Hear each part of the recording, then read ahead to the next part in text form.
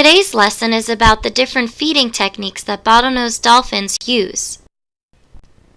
Dolphins begin to catch fish on their own at about 6 months old, after their teeth come in. They learn from watching their mother and other older dolphins. The technique that mom uses most often will be a favorite for the calf after it leaves its mom. By the time it is 3 years old, the dolphin must be able to fish successfully on its own. The dolphins eat an average of 10 to 30 pounds of fish per day, depending on their size. This is roughly 5% of their body weight. They are called opportunistic feeders, meaning that they eat what is available to them at that time. They eat many varieties of fish, squid, and other invertebrates. Scientists have counted more than 30 species in a dolphin's stomach at one time. In one study, a stomach content study up in Sarasota, they found 40 different species of fish that they can feed on. Yeah, just swallow it whole.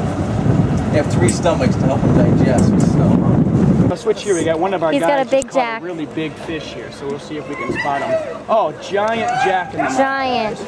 Watch, He's coming watch up. the dolphin coming to us here. If you can see the big shiny thing in its mouth.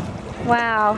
Huge. Giant jack. It's coming right Get a up picture. to us, guys. Look at it. It's showing us the giant fish in its mouth. It's turning there. A dolphin has pointy, cone-shaped teeth used to grab the fish. They lack molars, so they are unable to chew. They must swallow the prey whole and have a 3-compartment stomach to help digest all of the bones, fins, and scales. Echolocation is instrumental in detecting fish and is probably used with most feeding techniques. This can be used to locate fish that are well camouflaged or in turbid water. It can also be used to communicate when feeding as a group. Dolphins also use passive listening. Many fish make sounds and noises, and with the dolphin's excellent hearing, they can zero in on their prey. A large portion of their stomach contents are of fish that make lots of noises. Now let's go through the different feeding techniques that they use. Barrier feeding. This technique is when dolphins will trap fish against a barrier. Man-made seawalls are a common barrier used by our coastal dolphins. It is very effective and almost always allows them to catch fish. By swimming at a fast speed right along the seawall, they create waves and are able to corner the fish against the wall, making it easier for them to grab with their rostrum. The Isle of Capri seawall is a popular spot for our dolphins, as you can see here. Hi kids, it's James here. We're here at the Isle of Capri seawall. It's usually a pretty regular spot for some of our dolphins. It makes for an excellent fishing spot. When the tide really starts moving through here, it's going to push lots of water and lots of fish. So we'll see some regular dolphins that'll come to the seawall here. Kind of grazing, and it's not having to develop its brain to catch fish. It's just kind of milling around. And Oh wow, he just took off. Oh. Chasing the fish up the wall. Ooh, there they go again.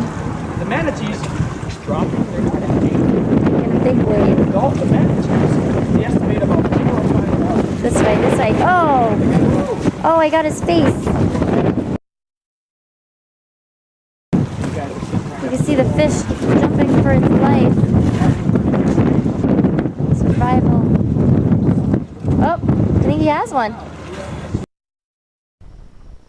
Looks like he just caught a big one. Beach feeding is when one or more dolphins will find schools of fish to feed on along the beaches. They will swim up and down using the shallow water to their advantage, also allowing the waves to stir fish up for them. Mud plume feeding is a technique where the dolphins use their flukes to stir up the mud on the bottom, which confuses and exposes the fish so that they can catch them. The dolphin will remain stationary and use their strong tail muscles to create an upwelling. Corralling means the dolphins are chasing the fish into shallow waters so they can catch them easier. By being able to develop these techniques, it shows how dolphins are capable to learn from each other and teach each other their successful ways to survive. It also shows that this species has a great memory to be able to recognize what techniques have worked for them or for their elders in the past, and to continue using them.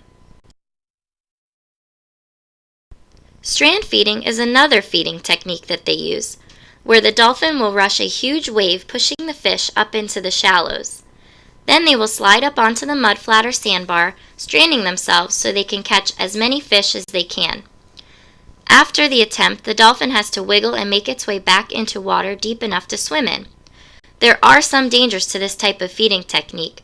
The dolphin is at risk of getting a stingray barb puncture while sliding along the mudflat. Also, they could get stuck and become stranded. Not all feeding techniques that bottlenose dolphins use are safe and natural for this species. They have, for example, learned to feed as casual observers of human recreational fishing. Humans feeding dolphins in the wild is bad for them because they begin to show unnatural behaviors like begging near boats and docks. They can also get injured or entangled being too close to fishing hooks, nets, and line. Dolphins can lose their ability to catch fish on their own, making them dependent on humans.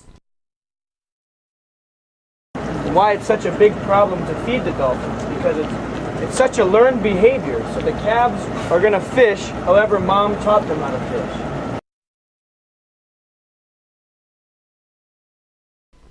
Some of the dolphins that we've seen feeding are Dolly, an exciting new subadult to our area, who we've seen mud plume feeding near the mangrove roots. Ratatouille, an adult male often seen strand feeding at his favorite spot off of Tripod Key near Coon Key Pass. You see them jokes down there? Oh, we got it. And Halfway, who has taught all three of her calves how to fish along the seawall.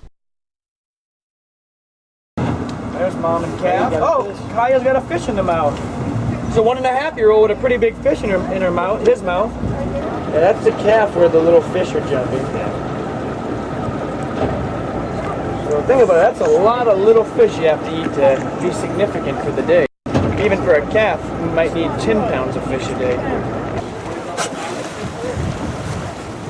Got it. Huge fish.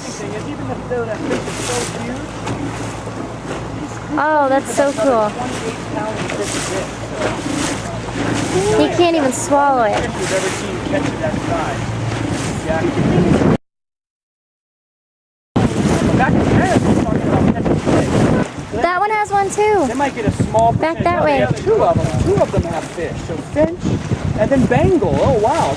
The one pair has one big fish each. Huge. The other pair has none. So this is a good clue that maybe Bengal and finch are a little more experienced fishermen than Hatchet and Capri. Oh! Oh! Why did I do? In his mouth.